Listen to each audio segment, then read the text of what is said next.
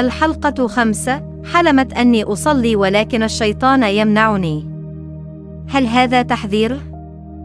السلام عليكم ورحمة الله وبركاته.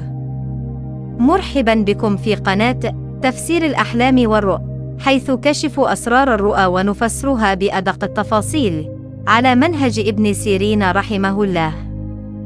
اليوم عندنا حلم غريب كثير من الناس كتبوا لي عنه. حلمت أنني أصلي لكن في شيء يمنعني. أحيانا الشيطان، أحيانا ما أقدر أتحرك، أحيانا ما أقدر أنطق. فهل هذا مجرد كابوس؟ ولا له معنى أعمق ورسالة من الله؟ خلينا نبدأ التفسير. 1. الصلاة في المنام بشرى أم تحذير؟ رؤية الصلاة في المنام غالبا بشرى عظيمة تدل على قرب العبد من الله.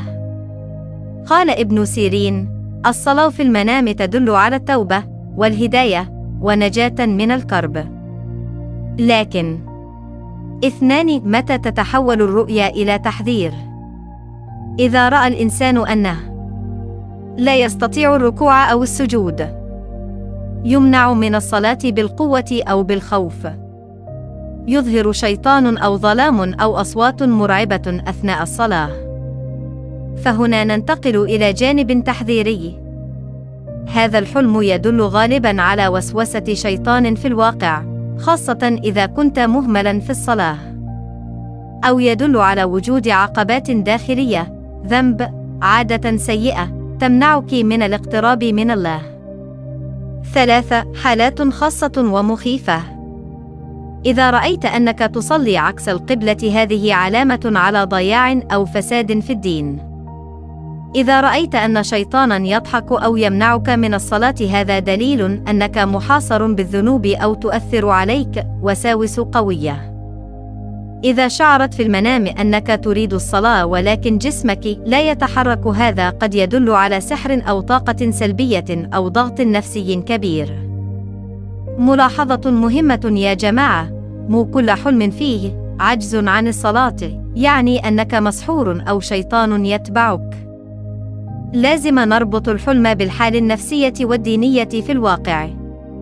أحيانا الإنسان فقط يكون مهموم أو مقصر، فينعكس ذلك على المنام.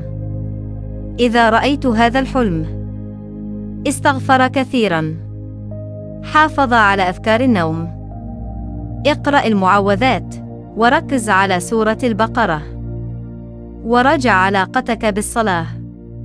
هل أنت تؤديها كما يجب؟ إذا أعجبك تفسير اليوم، لا تنسى تدعمني بلايك وتشترك في القناة حتى يوصلك كل جديد، وشارك في التعليقات.